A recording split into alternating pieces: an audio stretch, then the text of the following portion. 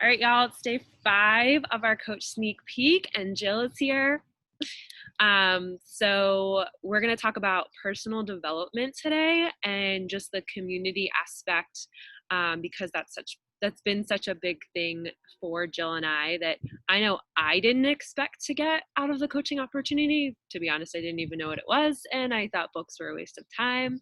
But this is one of the core components that we do as coaches in pouring into ourselves, first and foremost, because you can't give to others unless you're filling your cup. So Jill's going to share a little bit about who she is, how she found her coach. She is a busy mom of 4, so she's proof that anybody can do this business and grow it, and also grow yourself. So Jill, maybe share a little bit more about yourself, how you found your coach, all the good stuff. All right. Well, my name's Jill. I live in central Pennsylvania, and I found my coach, Jacqueline. She is my college roommate and my sorority sister, and we've been friends for an amazing long time. But she got me into Beachbody about 2 years ago when I was really looking for some kind of connection and really to work on my own health mentally and physically. So she brought me in with 21 Day Fix and Clean Week, and we kicked off 80-Day Obsession, which was really what brought me into the community aspect and got me into coaching. So I love her, so thank you. But I am... Jill, what made you want to start? Like, how did you even know that she was doing accountability groups?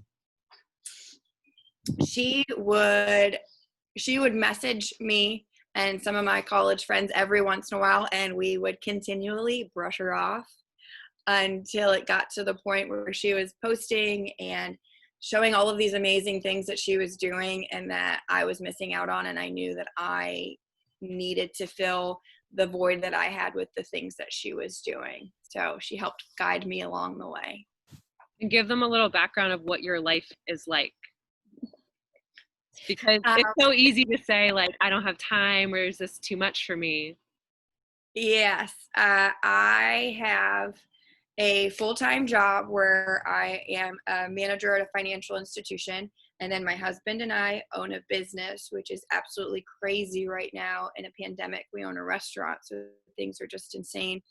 And then I have 4 kids. I have 3 stepkids, 16, 14, and 10. And then I have a 5-year-old daughter, and then a large dog that might come in this video, and a tiny dog that also might come in this video. So life's a little crazy, but it definitely, working out and making this community a part of my daily lifestyle has really impacted my life. So anybody has time.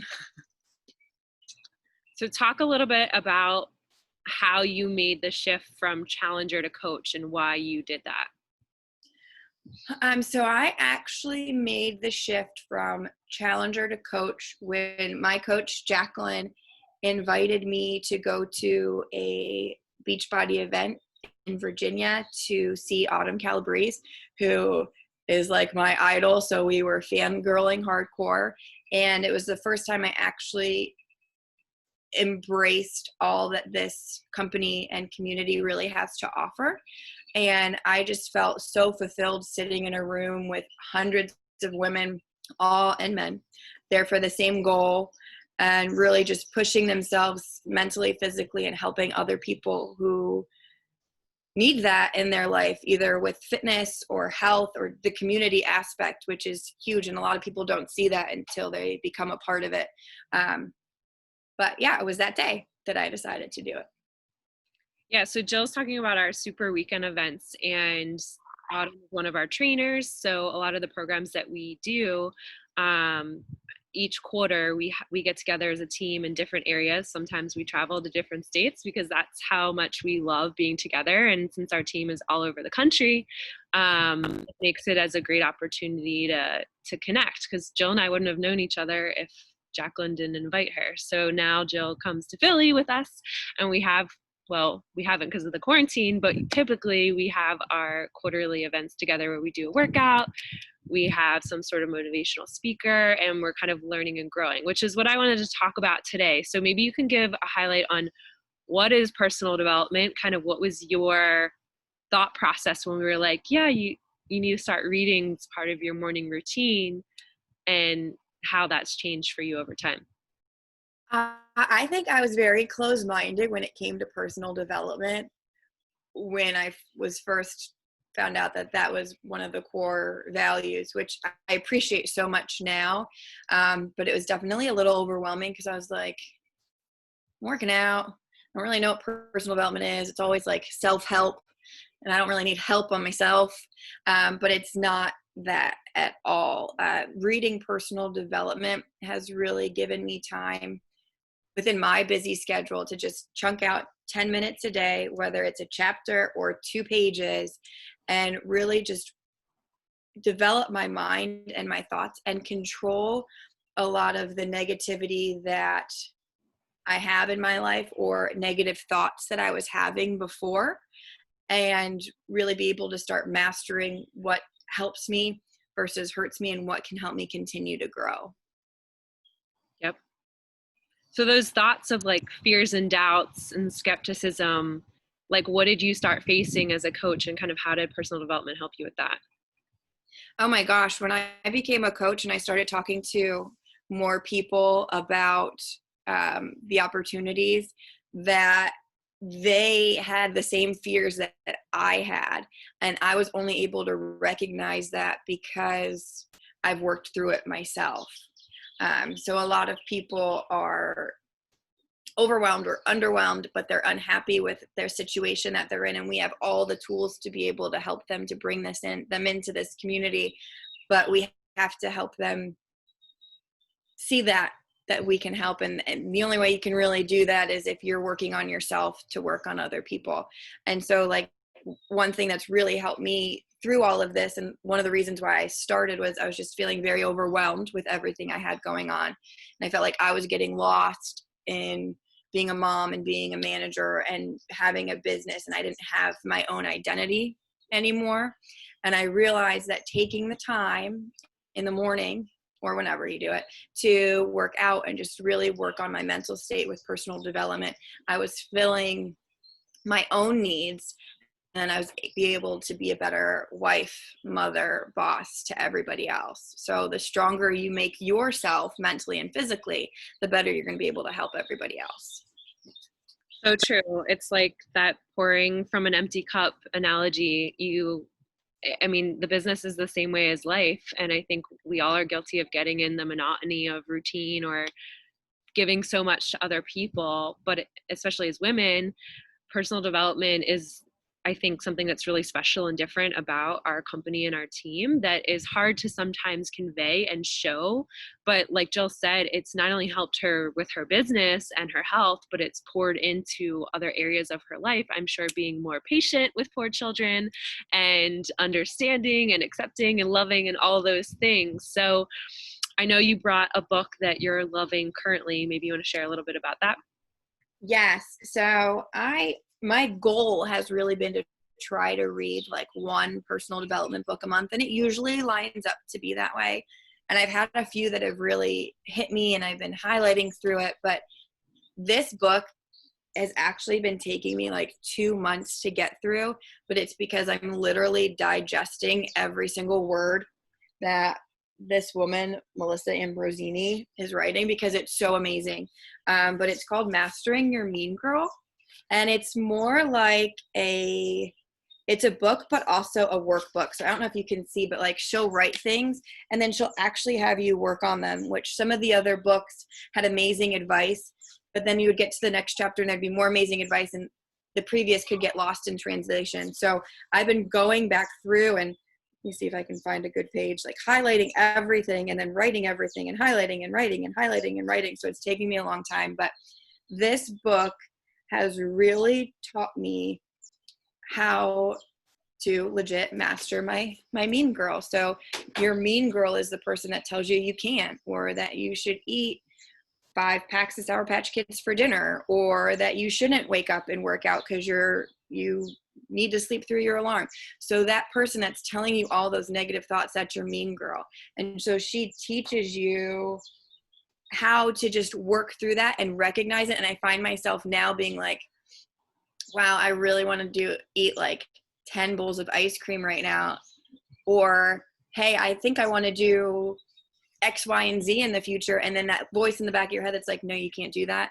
That's your mean girl. So I've been finding myself catching her and being like, flicking her out of the way. And I've been utilizing it a lot at work and within this community with people when they're like, well, I really, really want to reach this goal, but I know that I can't, so I'm not going to try, and working through that with other people. So if you're looking for a book to start to try with personal development, I highly, highly recommend this one.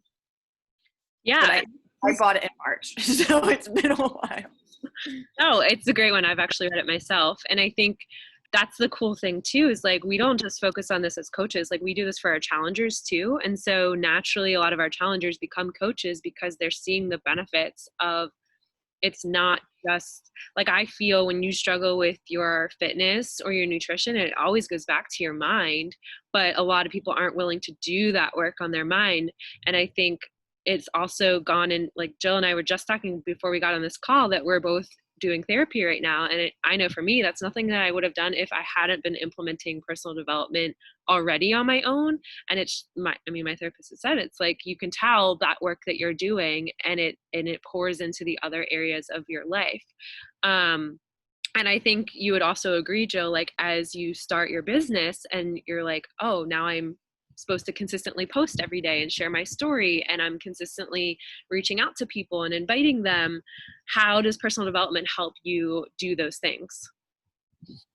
Just to go straight back to this whole like mastering your mean girl thing, when you post, sometimes you can feel vulnerable and be nervous and think, oh my gosh, what are all these people going to think about me posting? Well, that's your mean girl. You're posting for yourself and to help other people. That it can be nerve-wracking at first, and using personal development to work through those emotions and really show what your goals and your ambitions are over your fear is something that personal development 100% has taught me to do. Yeah. And not be afraid of what other people. Sorry. No, it's okay. You cut out for a second on my end. No worries. No, I so agree with that, because with this week, we've been going through the 4 vital behaviors as a coach that you'll learn when you join our team without necessarily telling you that. So like number 1 is being proof this works, doing your journey right, getting up in the morning or having a routine for yourself that works well for you. The second one is personal development, like we're talking about today, because if your mind's not right, it's like if you go into work and you spilled your coffee and your kids were crazy, and what kind of day are you setting yourself up with? So instead, we're teaching you to like have that 10 minutes a day for yourself, whether it's a podcast or a book. I think that there's some power to sitting down for that 10 minutes and reading each day. We all have 10 minutes. But I know also I listen to podcasts in the shower or when I'm making dinner or when I'm driving my car instead of listening to music. There's that time in your day that you probably forget about. I mean, just this morning I was folding laundry and I was like, well, I'm not doing anything and I don't want to focus on the chore that I'm doing. So I'm just going to listen to something positive along the way.